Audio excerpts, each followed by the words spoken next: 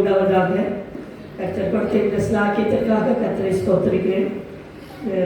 வேதாகமத்தில் சங்கீத புஸ்தகத்தை இதயம் என்று அழைக்கப்படுறோம்.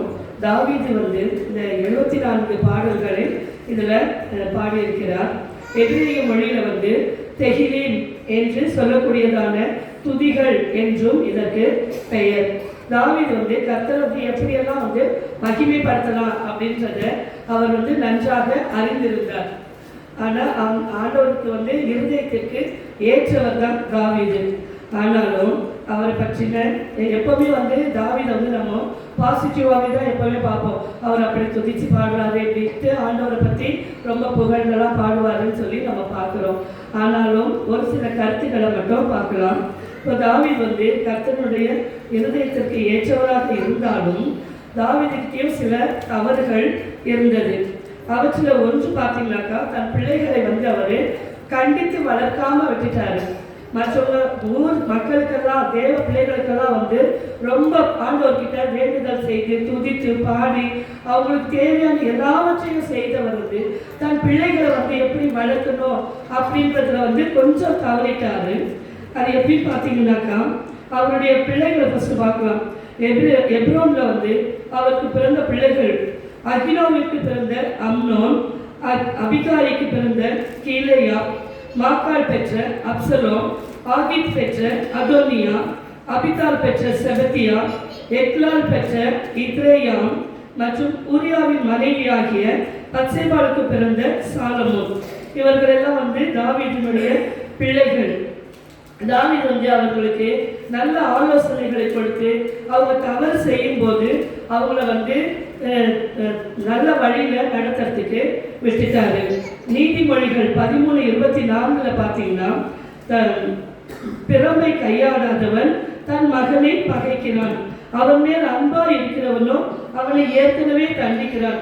அப்போ நம்ம பிள்ளைங்களை வளர்க்கும் போது எப்படி வளர்க்கணும்னா, சிறு பிள்ளைங்களா இருக்கும் போதே ஒரு கண்டிப்போட தெய்வ பயத்தோட பக்தியோட பிள்ளைகளை வளர்க்கணும். அவங்க என்ன வேலை பண்றாங்க, என்ன பார்க்குறாங்க, என்ன செய்யறாங்கன்றது எப்பவுமே நம்ம பிள்ளைங்க மேல ஒரு கண்ணோட இருக்கணும். அவங்களோட நம்ம டைம் ஸ்பெண்ட் பண்ணணும்.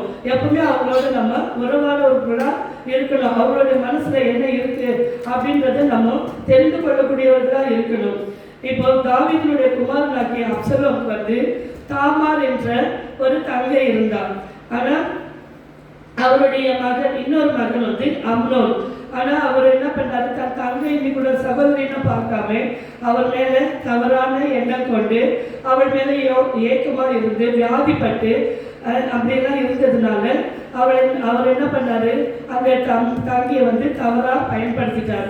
ஆனாலும் அந்த டைம்ல கூட அப்சலோம் என்ன பண்ணிட்டா, அப்போ இவனை கொல்லணுன்றதுக்காக வகை தேடி அவரை தன்னுடைய ஊழியக்காரர்களை வச்சு கொள்கிட்டாரு.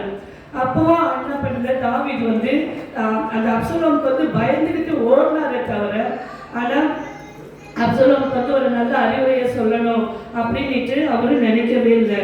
அதே மாதிரி சாலமோன் ஃபர்ஸ்ட் கிங் 3:12-13 பார்த்தீங்கன்னா, சாலமோனுக்கு ஆண்டவர் அவர் கேட்ட ஞானத்தை கொடுத்தது இல்லாமல் உணர்வுள்ள இருதயத்தையும் அவர் கேளாத ஐஸ்வர்யத்தையும் மகிமையையும் எல்லாவற்றையுமே அவருக்கு தந்தாரு.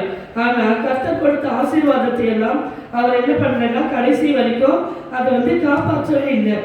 ஆனா பார்வோனினுடைய குமாரத்தின் மேல அவர் ஆசை வச்சு என்ன பண்ணினாரு, அநேக ஸ்திரீகளையும் விவாகம் பண்ணி அவருடைய இருதயத்தை அந்த மனைவிகள் எல்லாம் ஆண்டவருக்கு எதிராக திருப்பிட்டாங்க. எதிராக திருப்பி அந்நிய தேவர்களை எல்லாம் வணங்கக்கூடியதான சூழ்நிலையை ஏற்படுத்திட்டாங்க. அப்போ தாவீதை போல கர்த்தர் பூரணமாய் அவர் பின்பற்றவே இல்லை. கர்த்தர் 2 முறை அவருக்கு எச்சரித்தார், தரிசனமாகி எச்சரிக்கை கொடுத்தாரு. ஆனாலும் அவருடைய இருதயம் திரும்பவே இல்லை. அதனால ஆண்டவர் எச்சரிச்சோம், அவர் திரும்பாததுனால ஆண்டவர் அவர் மேல கோபமாயிட்டு என்ன பண்ணிட்டாரு, அவருடைய ராஜ்யத்தை பிடுங்கி தன் ஊழியக்காரருக்கு சாலமோனுடைய ஊழியக்காரருக்கு கொடுத்துட்டாரு. அப்போ அந்த மாதிரி தாவீது மக்களுக்காக தரிசனையோடு ஆண்டவர்கிட்ட வேண்டுதல் செய்தாரு, எல்லாமே பண்ணினாரு. ஆனாலும் தன் பிள்ளைகளை தன் நல்ல வழியில நடத்துறதுக்கு அவர் கொஞ்சம் தவறிட்டாரு. அந்த மாதிரி அந்த மாதிரி தேவனுடைய பிள்ளைகள் நம்ம ஒரு நாள் அந்த மாதிரி இருக்கவே கூடாது. எப்பவுமே ஆண்டவருக்குள்ளேயே தான் நம்ம பிள்ளைங்களை வளர்க்கணும். இது வரைக்கும் கொஞ்சம் ஒரு இன்ட்ரடக்ஷன் மாதிரி பேசுகிறேன். இனிமேல் போட்டு 28ஆம் அதிகாரம் சங்கீதம் 28ஆம் சங்கீதம். அதனோட தலைப்பு பார்த்தீங்கன்னாக்கா கேட்கும்படி வேண்டுதலும் கேட்பதற்காக துதித்தலும் என்ற தலைப்புல இந்த சங்கீதம் 4 பிரிவுகளாக அமைக்கலாம். ஃபர்ஸ்ட் முதல் 2 வசனம் கேட்கும்படி வேண்டுதல் செய்யறது.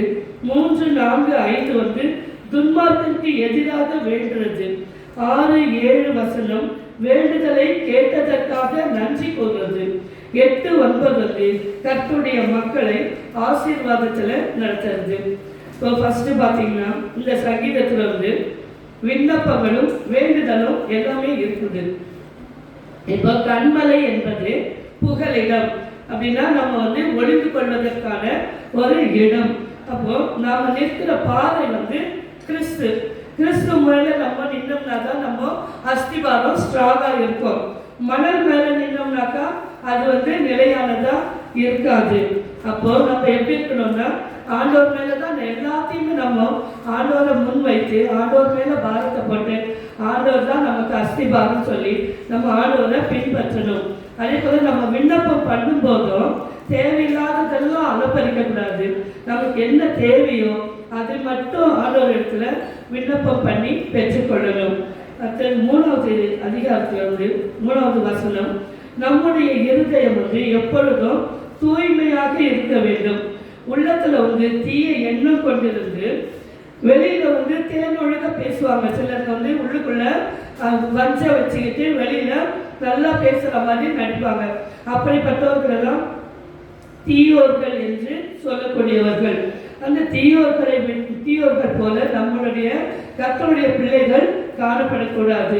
எப்பொழுது நம்ம மற்றவர்களுக்கு உதவி செய்யக்கூடியவர்களா மற்றவர்களுடைய கஷ்டத்தை நம்முடைய கஷ்டமா ஏற்றுக்கொள்ளுகிறவர்களா நம்ம இருக்கணும். அதே போல 5வது வசனத்துல மனம் திரும்பாத தீயோருக்கு இறுதியில் தண்டனை வருது. கண்டிப்பா அது நம்மளுக்கு எல்லாருமே தெரிஞ்சதுதான். தண்டனை கண்டிப்பா உண்டு. நம்மளுக்கு சிறிய பிரச்சனையா இருந்தாலும் பெரிய தவறுகளாக இருந்தாலும் எல்லாத்துக்குமே தண்டனை ஆண்டவர் கொடுக்கிறாரு. அது அவருடைய பண்பு.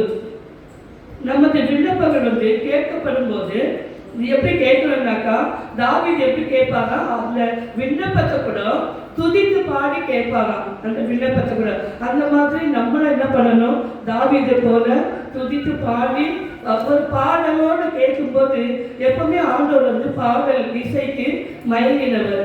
அப்போ நம்ம கேட்கும்போது கூட அந்த மாதிரி கேட்கும்போது ஒரு அழுது ஒரு குழம்பி நம்ம கேட்கும்போது ஆண்டவர் கண்டிப்பா மனதுருகி இறங்குவார். அப்போ நம்ம அந்த மாதிரி ஆண்டவர்கிட்ட கேட்கணும். அதே போல நம்மளும் என்ன பண்ணணும், மற்றவர்களுக்கு கர்த்தரை பற்றி எடுத்து சொல்லி அவர்களையும் நம்மளுடைய ஆண்டவருக்குள்ள வழி நடத்தணும்.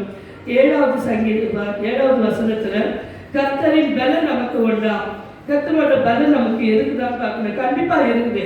அவரோட பலன் இல்லைன்னா நம்ம ஒன்றுமே கிடையாது. நம்ம நிற்பது நிர்மூலமாகாமல் இருப்பதும் அவருடைய கிருபை, அவருடைய தயவு, அவருடைய இரக்கம், அவருடைய ஈவு, அதெல்லாம் இல்லைன்னா அவருடைய பலன் இல்லைன்னா நம்ம ஒன்றுமே கிடையாது. இப்போ அவருடைய பலத்துலதான் நம்ம இருக்கிறோம். பரிசுத்த ஆவியானவரின் திருமுழுக்கு பெறும் பொழுது நாம் பலன் அடைகிறோம். ஃபர்ஸ்ட் ஆவியானவருடைய கிருபையினால நம்ம என்ன பண்றோம், பலன் அடைகிறோம். அப்போஸ்தலர் 1:8 பரிசுத்த ஆவி உங்களிடத்தில் வரும் பொழுது நீங்கள் பலன் அடைந்து எனக்கு சாட்சிகளா இருப்பீர்கள் என்றார். இப்போ கிறிஸ்துவனாலே நமக்கு என்ன உண்டுன்னா பலன் உண்டு. பிலிப்பியர் 4:13 பார்த்தீங்கன்னா என்னை பலப்படுத்துகிற கிறிஸ்துவினாலே எல்லாவற்றையும் செய்ய எனக்கு பலன் உண்டு.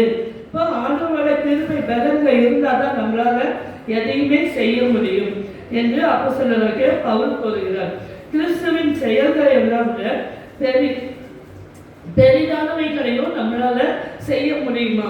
யோவான் 14:12 பார்த்தீங்கன்னா மெய்யாகவே நான் உங்களுக்கு சொல்லுகிறேன், நான் என் பிதாவினிடத்திற்கு போகிறபடியினால் என்னை விசுவாசிக்கிறவன் நான் செய்கிற கிரியைகளை தானும் செய்வார், இவைகளை பார்க்கணும் பெரிய கிரியைகளை செய்வார். அப்ப எப்படிப்பட்டதான ஒரு அதிகாரத்தை நமக்கு ஆண்டவர் கொடுத்துட்டு போயிருக்கிறாரு. எல்லா வல்லமையும் எல்லா அதிகாரத்தையும் நம்ம கையில எல்லாவற்றையுமே கொடுத்துட்டு போயிருக்கிறாரு. அப்ப நம்ம அந்த தாழ்ந்துகளை எல்லாம் வீண் பண்ணாதபடி அதை எல்லாத்தையும் நம்ம என்ன பண்ணணும், பயன்படுத்தணும்.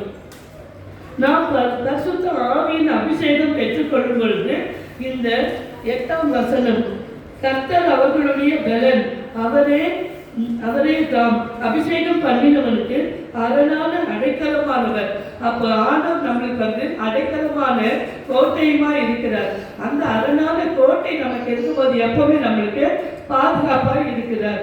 அதான் இந்த 8வது வசனத்துல அப்படிப்பட்டதான ஒரு வாக்குறுதியை நமக்கு கொடுக்கிறார்.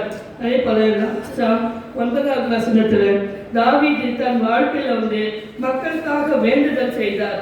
நாமும் அவ்வாறு கர்த்தருடைய மக்களுக்காகவும் மற்றவர்களுக்காகவும் ரட்சிப்பை நடத்துவதற்கும் நம்ம விண்ணப்பமும் வேண்டுதலும் பண்ணி கர்த்தரை எப்பொழுதும் துதித்து கொண்டிருக்கிறவர்களாக ஜெபித்து கொண்டிருக்கிறவர்களாக காணப்படணும். கர்த்தர் தாமே இந்த வார்த்தைகளை எல்லாம் ஆசீர்வதிப்பார்கள்.